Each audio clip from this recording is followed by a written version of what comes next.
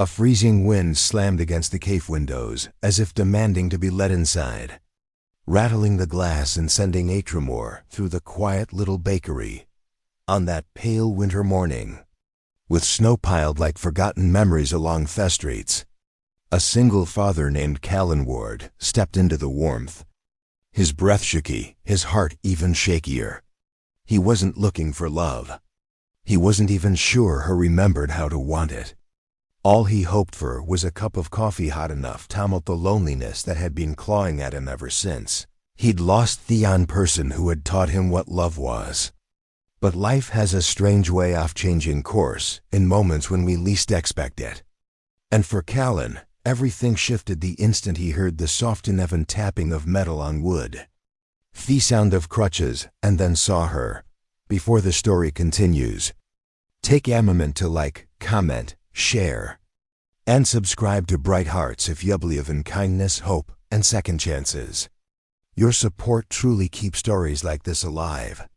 Kane had agreed to a blind date, mostly because his 8-year-old daughter Mira had begged him to try smiling more.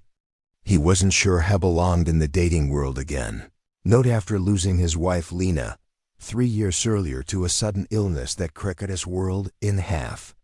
He had built a safer routine for himself. School drop-offs, lunches packed neatly into small pink containers, bedtime stories with Mira leaning against his shoulder, and work that filled the hours, but not the emptiness. Dating felt like betrayal, but loneliness when ignored long enough becomes a quiet ache that even the strongest learn to recognize. And so he agreed to the setup, not expecting anything, and certainly not expecting her. She arrived slowly, carefully, dressed in a warm ivory sweater that hugged her frame with soft comfort. Her name was Arabelle Knox, and she had hair like dark waves brushing her shoulders. But what struck Callan most was the hesitation in her steps. Each movement deliberate, measured, as if she were trying her best not to disturb the world she moved through. She shifted her weight on her crutches with a practiced egress that hinted at pain, but also at strength. Arabelle noticed him looking, and her eyes flickered with self-consciousness as she approached the table he had reserved. Her voice was almost a whisper, barely rising above the cafe's warm. She leaned in, gripping the handle of her crutch as if for courage, and said, please don't laugh at my crutches." The raw vulnerability in her tone felt like Asmal's fist hitting his chest. Callan blinked, taken aback, not by Crutches, but by the fear behind her words. It was the same fear he had unsworn on his face when doctors told him Lena wouldn't survive.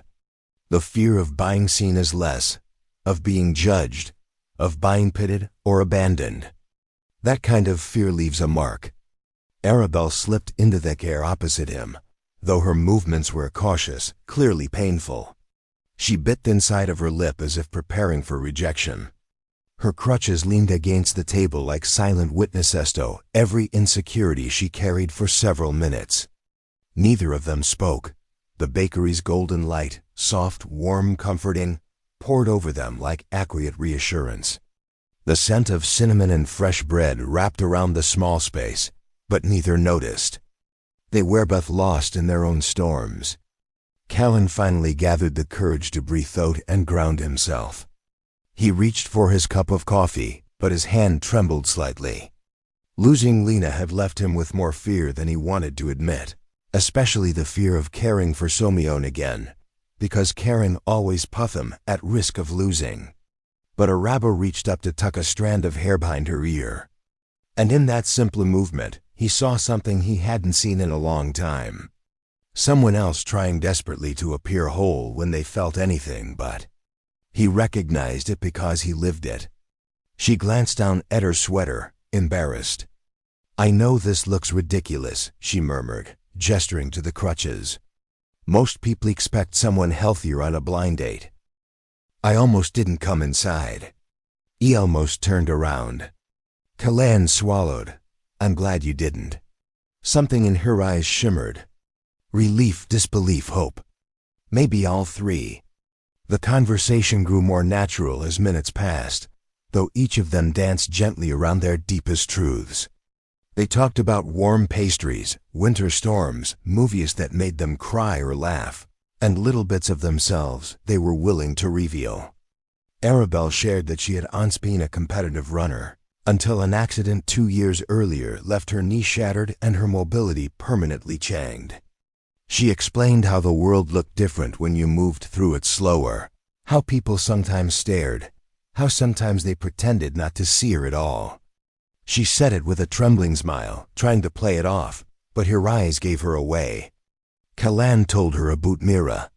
Not about Lena yet, not about Thegrief, not about the nights he held onto his daughter, as if she were the last piece keeping him alive. But he told her how Mira loved painting snow globes and leaving tiny sticky handprint art all over their walls. Talking about his daughter was safer. It was the part of his heart that still felt bright. A rabble-out at the handprint story. A soft, beautiful laugh that warmed the air between them. And for a moment, Callan felt something inside him unclench. When the date reached its midpoint, Mira appeared. Unexpectedly, her small pink coat dusted with snowflakes as shed ash through the bakery's entrance. Callan had forgotten her early release schedule from school that day. She ran straight into his arms, giggling without noticing Arabelle at first. But when shedded, she froze for a second, then tilted her head. Curiously, "Are you hurt?" Mira asked, her voice high with childlike innocence. Arabelle paused, unsure how to respond until Mira stepped closer and gently touched one off the crutches. "My mommy had to use the seatwo when she hurt her ankle last winter." Callan's heart sank briefly, not at Myra's comment, but at the word mommy. It still sliced him in ways hadn't expect. Arabelle knelt as much as her injury allowed, smiling warmly. "I'm not hurt anymore," she told the girl. "I'm just learning to move differently now."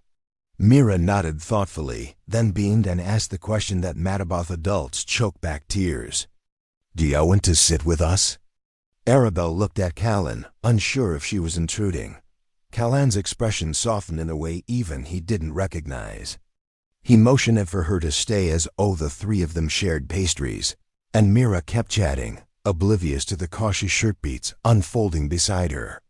She showed Arabelle her drawings, swirling colors and stick figures with smiling faces. And Arabelle listened with genuine interest, her smile becoming more natural, less guarded. It was Mira who broke another silence. "Daddy doesn't smile like this for anyone," she declared matter-of-factly, making Callan's face flush red. Arabelle ducked her head, her cheeks warming. Something in the air shifted then, something tender and fragile, like a thread connecting two hearts hesitant to believe in new beginnings. As the day stretched into early afternoon, the bakery's soft golden glow dimmed slightly, reflecting clouds drifting outside. Arabelle's leg began to ache.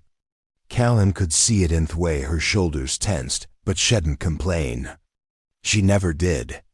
When it was finally time to leave, she stood slowly, gripping her crutches with effort. Callan instinctively reached out, his hand extending beneath hers for stability.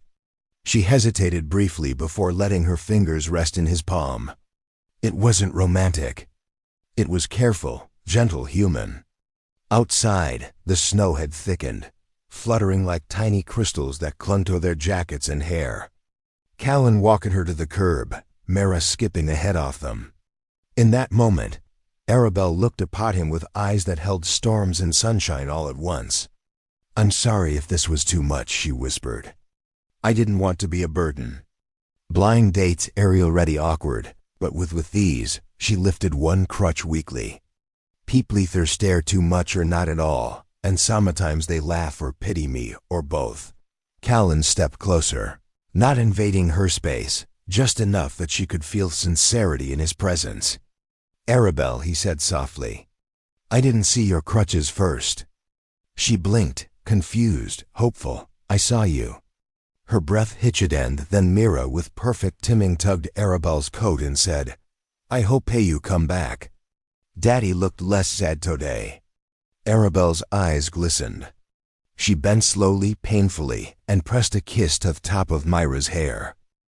Callan saw it clearly then. Not just a woman learning to walk again, but a woman learning to trust again. And he wondered if maybe, just maybe, he was learning the same. Their goodbye was soft, lingering, filled with unspoken promises. Arabelle stepped into her rideshare, glancing back only once. But that one look said more than words ever could. It said, "Thank you for seeing me." Sighed, "Please don't disappear." And Kalan felt something deep inside him shift. The beginning of healing, a quiet thaw in the long winter of his grief. If this story touched your heart, please like, comment, share, and subscribe to Bright Arts.